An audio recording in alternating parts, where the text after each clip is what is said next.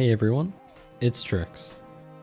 This guide is designed to provide some structure to the melee combat to help with the initial learning experience. Keep in mind, everything is intentionally left very brief for this reason. Future guides and tutorials I've planned will delve into more detail. I'll be assuming the default controls and bindings are being used. There's a lot to cover, so let's get straight to it. There are two main types of attacks, strikes and stabs. Perform a strike with left mouse button. You can perform a stab with mouse wheel up. The direction of these attacks are determined by your mouse movement.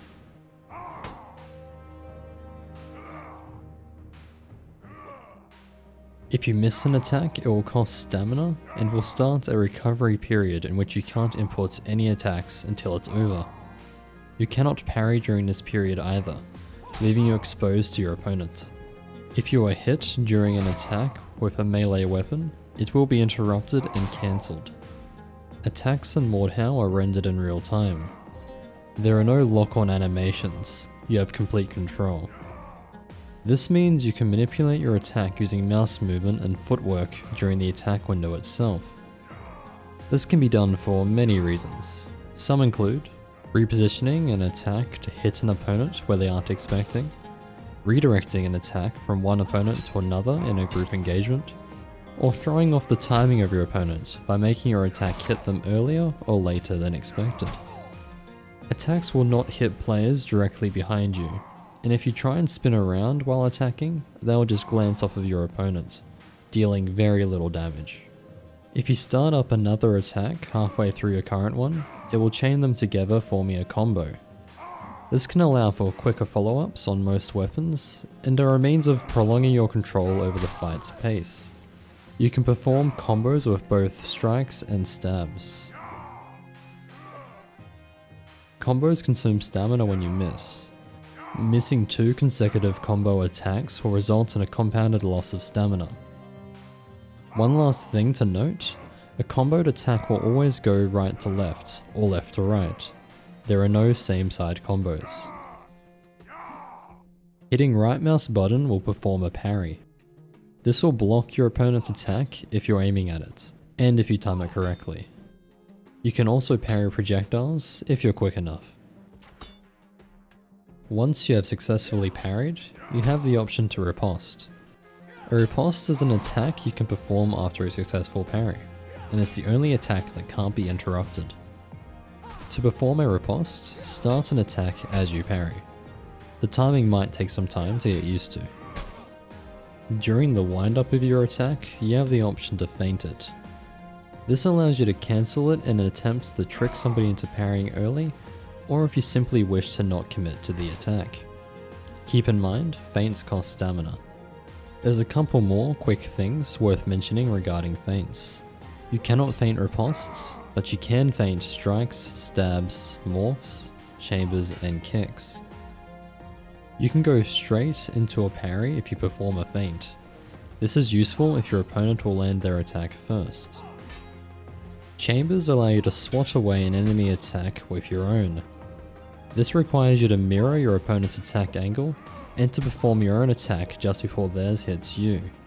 The timing is very similar to a parry, except you just use a mirrored attack instead. You can also chamber stabs with a stab of your own. You do not need to mirror stabs. Chambers can be used as a quick counter attack, or as a way to deal with feints. Keep in mind that chambers are only an effective way to deal with feints if they are timed properly. They aren't a guaranteed counter in every scenario. Chambers cost a significant amount of stamina, so use them wisely. During the wind-up of your attack, you have the ability to convert it from one type to another. This is called a morph. This can be from a strike to a stab, or vice versa. These can only be performed on the same side. You can't go from a right stab into a left strike. Morphs are not only altering the timing of your attack, but are also changing the attack type.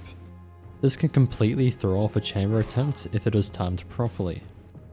They can also be used to close more distance with your attack. Kicks are an attack that can't be parried. Landing a kick on your opponent will deal damage as well as consume their stamina. Kicks can be used against someone using a shield that is holding it up to stun them to get a free hit. You can avoid a kick yourself by just walking away from it, or performing a kick yourself. Kicks are also slower if you perform one right after a feint, or if you morph into them. A clash is what happens when two attacks collide.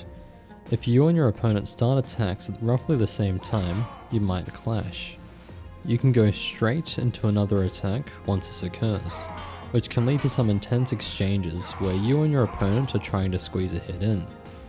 You can also clash with projectiles too. Most combat actions will cost stamina. If you try and parry or chamber a melee attack on low stamina, you will be disarmed. This leaves you exposed and your opponent can perform a very quick counterattack. In most situations, you won't be able to block the counterattack, so it's important to bring a secondary weapon just in case you survive that blow. Keep in mind that different weapons have different draw times.